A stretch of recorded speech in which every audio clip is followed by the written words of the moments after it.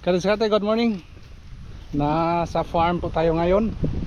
Kasama ko dito si Kasat Tulits, yung Gwapitong Tulits. Gwapitong Tulits? Vlog, hello. Hi muna. Hi. Ito man sa atin yung ginagawa namin ngayon. Naglalagay tayo ng watering system, yung hose natin, latag sa atin sa mga tanim natin. Kasi tagtuyot na ngayon masate yung vlog ko na ginawa ng na DIY na mga gate bulb. Ito yung kakabitan natin masate dito sa farm natin. Pero yung mga kabuuhan ng mga tanim dito, so mga ginagawa namin dito, mga diskarte namin sa pagtanim, makikita niyo masate sa Ifika Diskarte Vlog.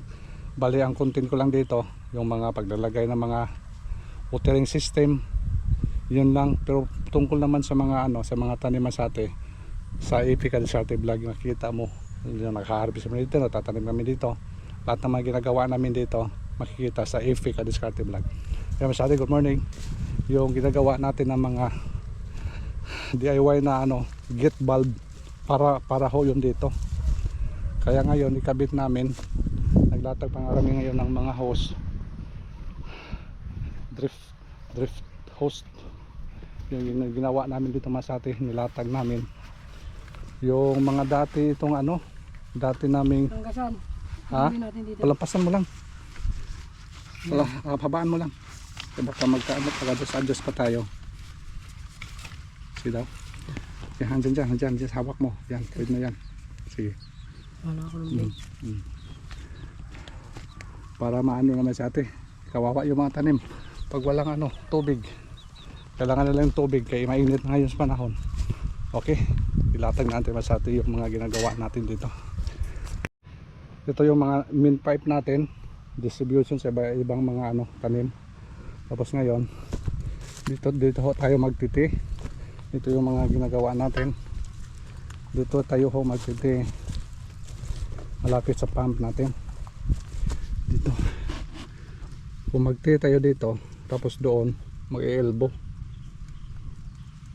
Problema din masate kung mag-elbow tayo doon kasi may isang plat tayo, hindi dadaanan.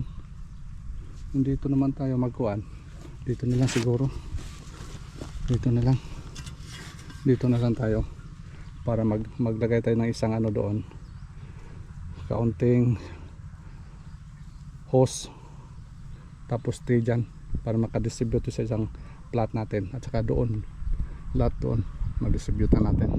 Kasama na rin natin yung sitaw, lagyan din natin siguro dyan na natin mag-tap sa sa pipe natin para distribute doon. Okay, basta gawin natin. Okay, masate ngayon maglalatag na ho tayo ng hose para doon sa dulo, para maikapit na po natin yung mga natin.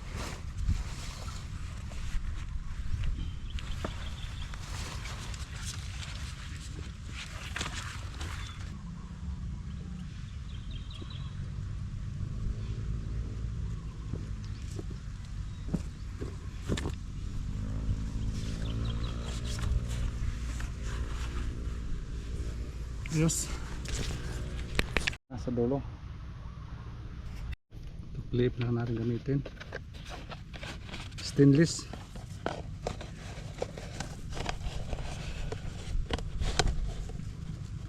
Sakto lang talaga masate, hirap pagpasok. Dito nakadala ang blowtorch.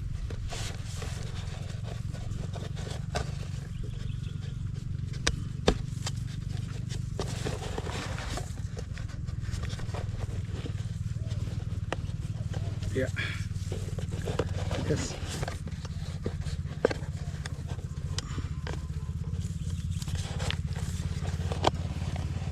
Lagyan natin ng stick wheel. Ito, lagyan natin ng elastosil.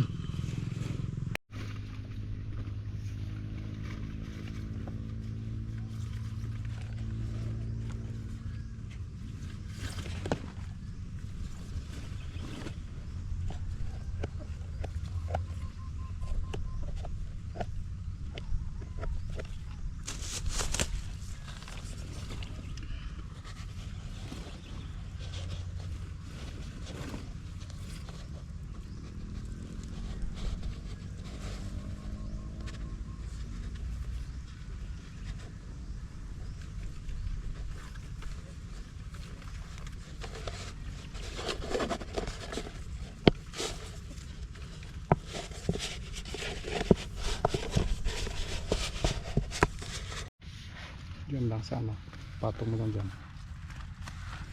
Sumasate yun. Paglagay na lang mga clip. Pero wire na doon sa gawin natin, medyo mahirap pag ano, higpit. Ngayon sa atin, nakalakbay na po tayo dito. Dito na tayo sa main pipe natin. Dito tayo mag ano, lagay. Dito tayo magputol. May laman na tubig dito kasi nagamit na ito masate.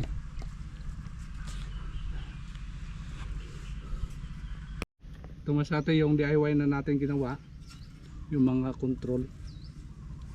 Kung hindi natin pa awasin doon, close lang natin, tapos dito yung open.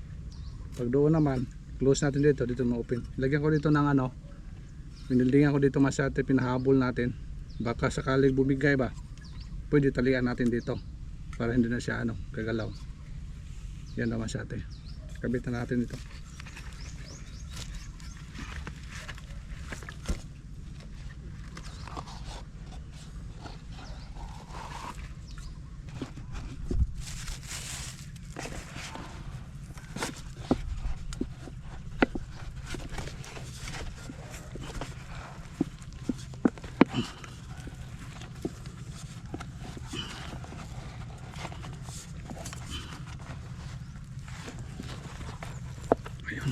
Pasok na.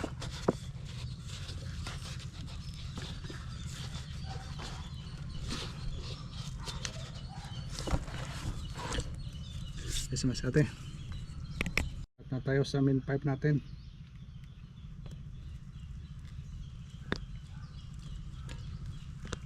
Tubig ka. Labas yung tubig na.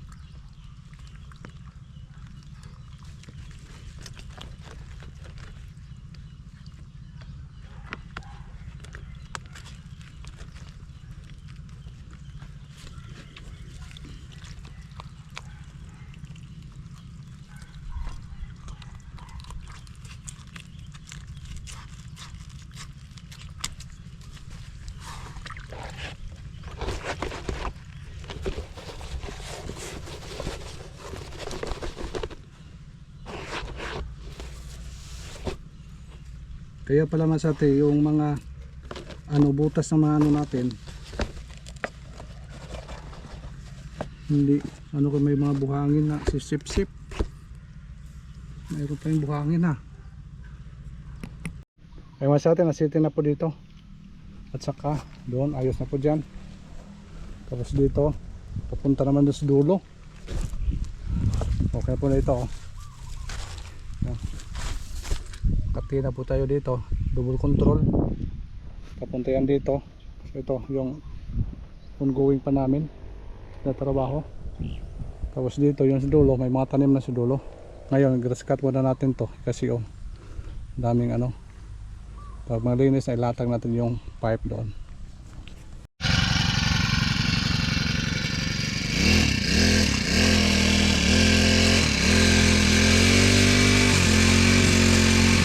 Okay naman sa atin, linis na. Makalatag na po tayo dito ng hose. Punta tayo sa dulo. Latag natin sa atin. Ito na lang yung kulang natin area. Wala pang hose.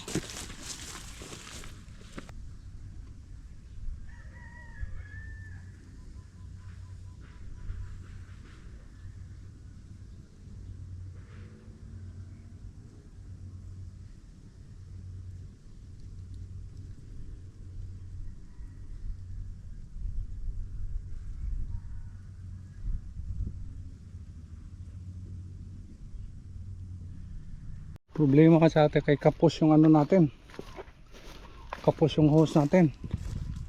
Yan ang problema natin dito.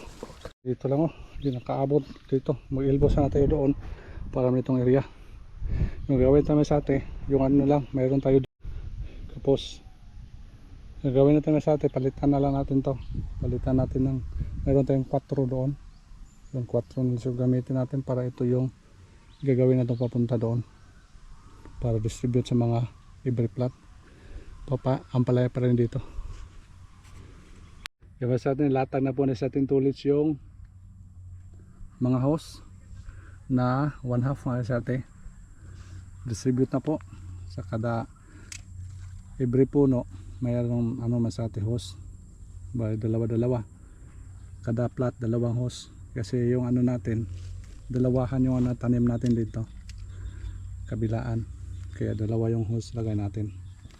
Tapos lagay tayo ng mga bulb dito, yung para distribution sa mga hose natin.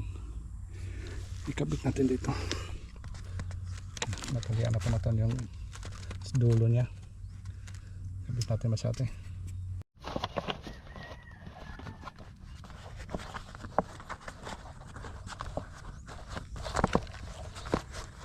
Hirap tayo pasok ng secretary sa isang klase.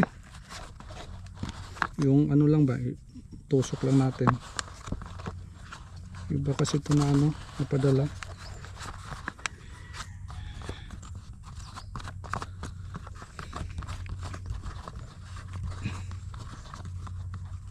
Second, pasok.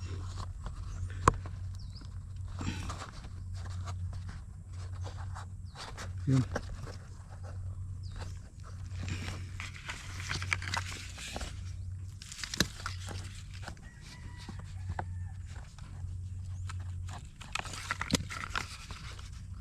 Ang problema dito pagkabit, dito lang hirap.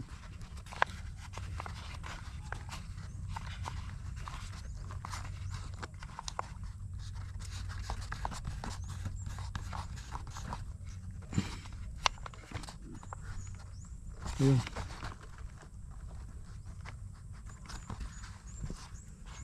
Ayun.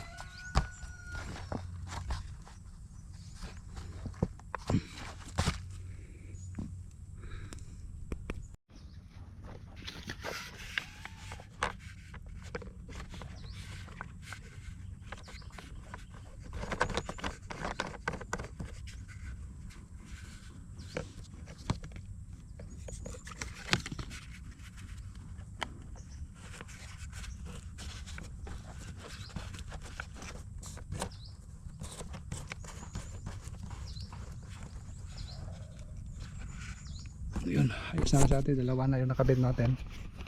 Itong plat na ito ayos na. Ayan, dalawa na. Yan, tuloy-tuloy yung sa atin, pareho lang, papunta yan doon. Ayaw mga sa atin, kompleto na po. Yan, punta dito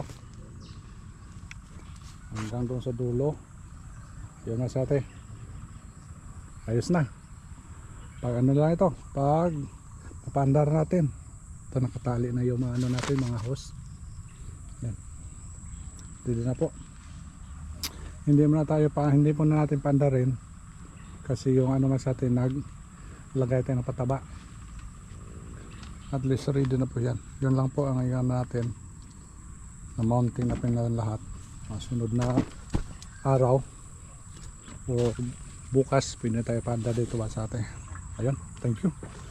Ito muna yung may-share ko sa farm namin masate. Nagkakabit tayo ng watering system sa mga tanim natin dito sa farm. Naglagay kasi tulit sa ano, pataba. Hindi mo natin pandarin kasi yung ano, tubig, maawas yung tubig masate. Okay tolets, bye bye tolets. See you next dear. Bye. Ano, bag? Bye-bye. Oh, bye-bye. Okay na sa atin. See you next vlog. Ito muna yung share namin ngayon sa atin sa farm. Bye-bye.